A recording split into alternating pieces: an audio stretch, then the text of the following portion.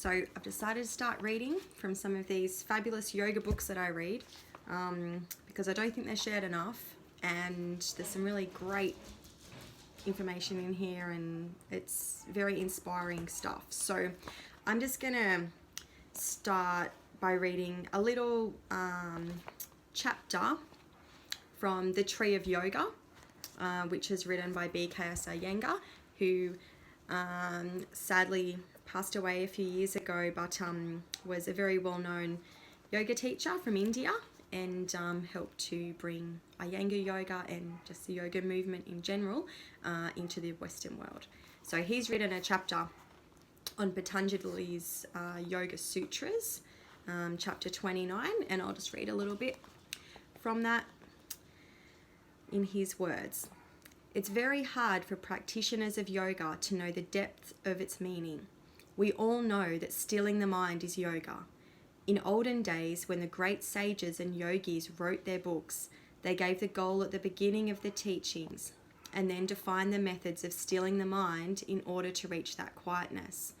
Some 2,500 years ago, Patanjali wrote the Yoga Sutras, which contain 4 chapters consisting of 196 sutras or aphorisms, in which a complete method is given whereby each individual can develop and be at one with himself.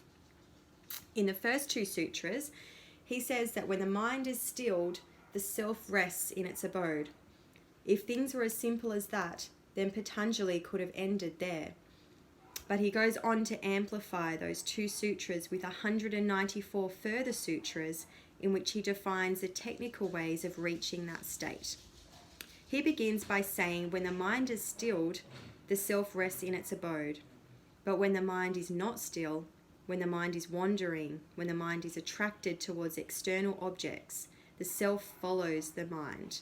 And as it follows the mind, it cannot rest in its abode. In the first chapter, Patanjali describes how the mind stuff gets attracted by things seen or heard, which create fluctuations or thought waves in the mind. He gives various methods for stopping these fluctuations of the mind, adapted to differing individual capabilities and different levels of development, so that all practitioners can reach oneness between mind, body, and soul.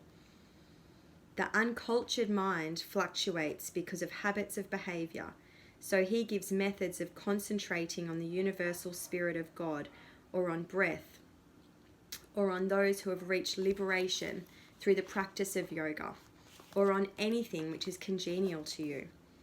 By following these yogic methods, the practitioner develops a cultured mind, and in that cultured mind analyzes correctly, reasons accurately, or without interfering with the objects of the external world, neither analyzes nor reasons, but remains silent. When the cultured brain becomes quiet, there is a state of bliss, and in that bliss, the practitioner experiences the core of the being. More than 2 millennia ago, Patanjali realized the importance of the brain and described the front brain as the analytical brain, the back brain as a reasoning brain, the bottom brain as a seat of bliss, which incidentally corresponds to the findings of modern medical science, that the hypothalamus, situated at the bottom of the brain, is the center for pleasure and pain, and the top brain as the creative brain, or the seat of creative consciousness, the source of being, ego or pride, the seat of individuality. Patanjali introduces ways of culturing the brain, whereby its 4 parts are made passive. They are made to remain as objects like our hands and legs, so that they become silent. When they're silent, there is absolutely no movement in the brain. Instead of being extroverted, the brain becomes introverted and begins to trace its source.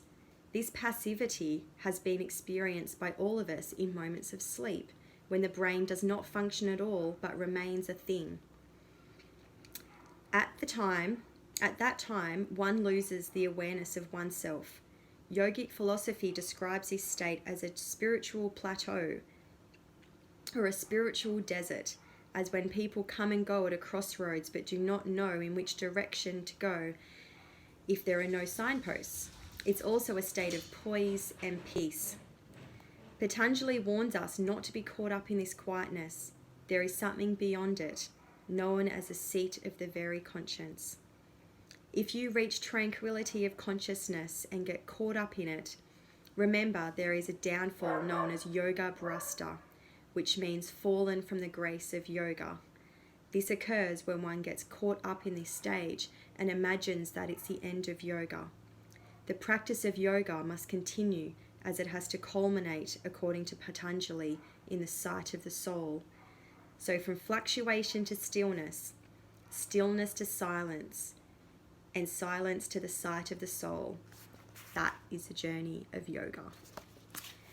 And I'm going to end it there. So that's today's readings from The Tree of Yoga. Highly recommend this book. It's a real gem. And yeah, I'll just keep sharing bits and pieces from whatever I'm reading, because if you don't get around to reading these books yourself, then maybe you can just listen to them and hopefully gain some new knowledge or, you know, a source of inspiration for your day. So thank you.